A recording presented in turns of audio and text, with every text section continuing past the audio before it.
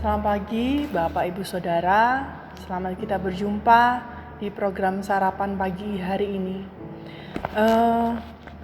Mari kita sama-sama membuka hati, minta Roh Kudus supaya memimpin setiap dari kita untuk mengerti apa yang Tuhan mau kita pelajari pada pagi hari ini. Pada pagi hari ini kita sama-sama mau membahas atau seorang tokoh di Alkitab yang bernama Yabes. Mungkin Bapak Ibu Saudara sudah banyak juga membaca. Kita sama-sama buka di 1 Tawarik 4 ayat 9. Yabes lebih dimuliakan daripada saudara-saudaranya. Nama Yabes itu diberi ibunya kepadanya sebab katanya, aku telah melahirkan dia dengan kesakitan.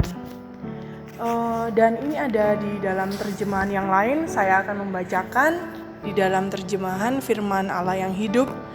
Yabes lebih sayang daripada saudara-saudaranya. Ibunya menamai dia Yabes karena mengalami sakit bersalin yang hebat waktu melahirkan dia.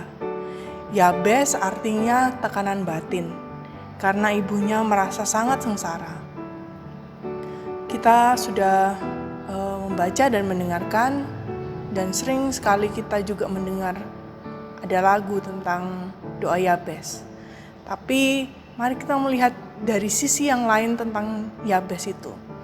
Kita tidak lihat dia dari sisi bagaimana dia memintakan berkat secara jasmani, tapi kita lihat dari sisi yang lainnya.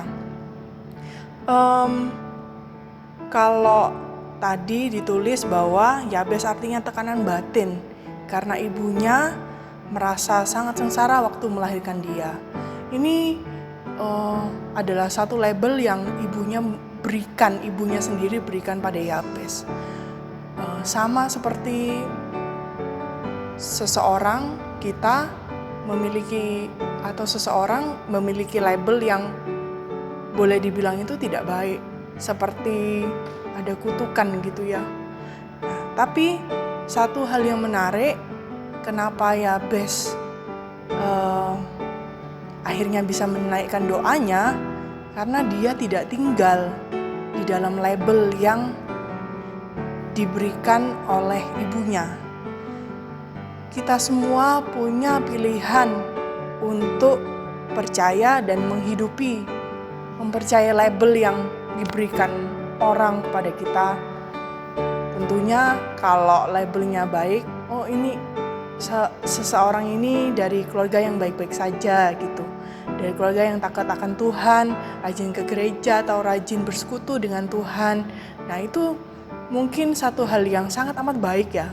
Tapi ketika label yang orang lain berikan kepada kita hal yang buruk, ini keluarganya berantakan, ini gak karu-karuan kehidupannya, mama papanya seperti ini, anak-anaknya seperti ini. Bukankah itu hal yang negatif yang kalau memang benar-benar mempercayai dan menghidupi seperti itulah seseorang itu akan terjadi.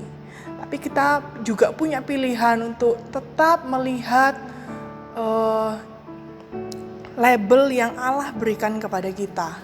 Kita melihat respon Yabes, meski ibunya menamai sendiri dengan kesulitan, kesukaran, tetapi dia tidak tinggal di dalam kepahitan yang dirasakan ibunya.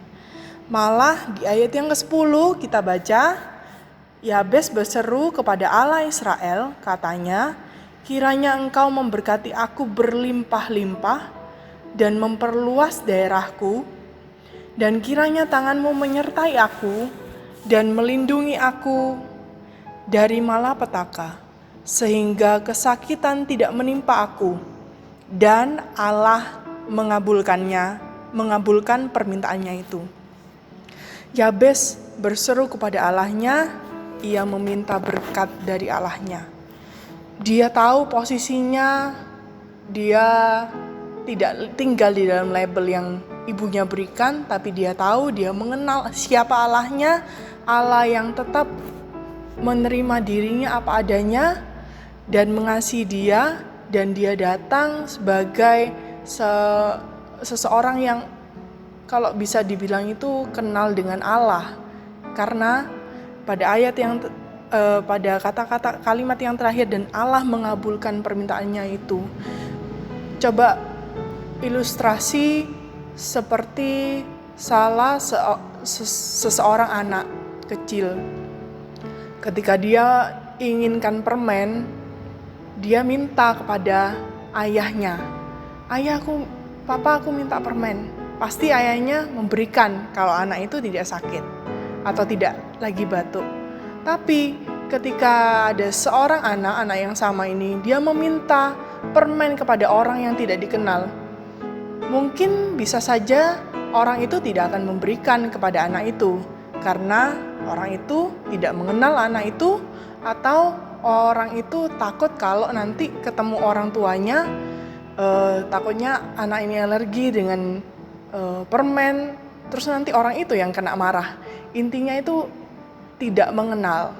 Jadi ketika Yabes meminta kepada Allah dan Allah mengabulkannya, berarti itu ada satu hubungan antara Yabes dengan Allah. Mereka ada hubungan yang mereka bisa dibilang itu dekat dan kenal.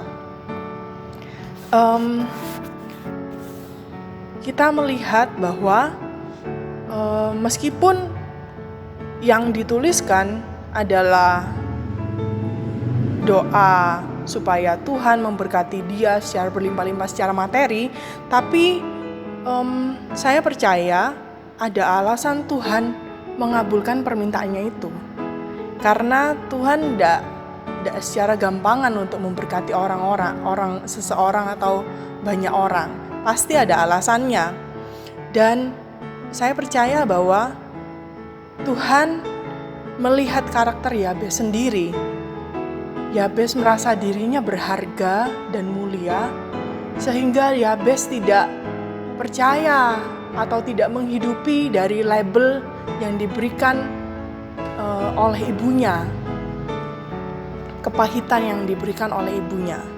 Mari kita sama-sama melihat dari cerita Yabes ini bagaimana kehidupan kita pribadi masing-masing. Apakah saudara hidup di dalam label yang diberikan oleh orang lain? Entah label itu baik ataupun buruk. Apakah saudara hidup di dalam label yang diberikan oleh orang lain? Tahukah bahwa hidup saudara berharga di mata Tuhan? Apakah saudara sadar akan hal itu? Apakah saudara tahu, percaya bahwa Tuhan mengasihi saudara? Bagaimanapun label negatif yang diberikan oleh orang lain, bahkan oleh orang tua atau anak pun sekalipun bagi saudara, mari kita sama-sama membaca di Yesaya 43 ayat 4 yang bagian A saja. Oleh karena engkau berharga di mataku dan mulia, dan aku ini mengasihi engkau. Puji Tuhan, kita bisa melihat bahwa dan membaca bahwa kita itu dipandang berharga di mata Tuhan dan mulia, dan Tuhan Yesus mengasihi kita. Kita mau baca dan renungkan hal ini. Kita ini berharga di mata Tuhan. Tapi jangan juga kita merasa, oke, aku berharga di mata Tuhan dan aku bisa melakukan semua seperti kehendakku. Tentunya tidak seperti itu ya Bapak Ibu Saudara.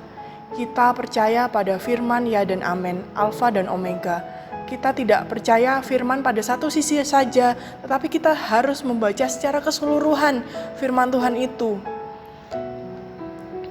Tanya kepada Tuhan, apakah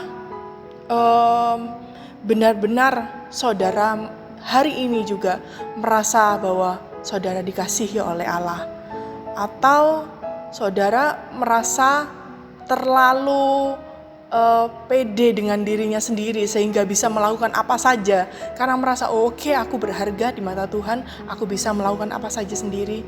Kiranya Roh Kudus tolong kita supaya Roh Kudus saja sendiri yang memberikan pemahaman, pengertian dan pemurnian di dalam kehidupan kita pribadi lepas pribadi.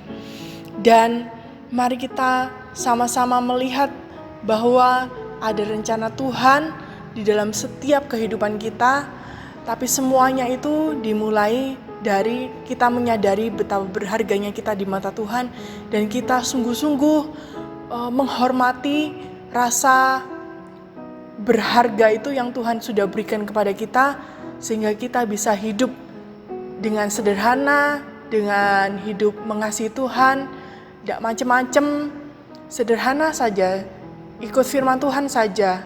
Dan kita bisa melihat bahwa buah-buah nanti, buah yang dihasilkan itu bukan karena kekuatan kita sendiri, tapi itu karena anugerah dari Tuhan. Kiranya Tuhan Yesus memberkati kita semua, dan selamat pagi, sampai jumpa kembali.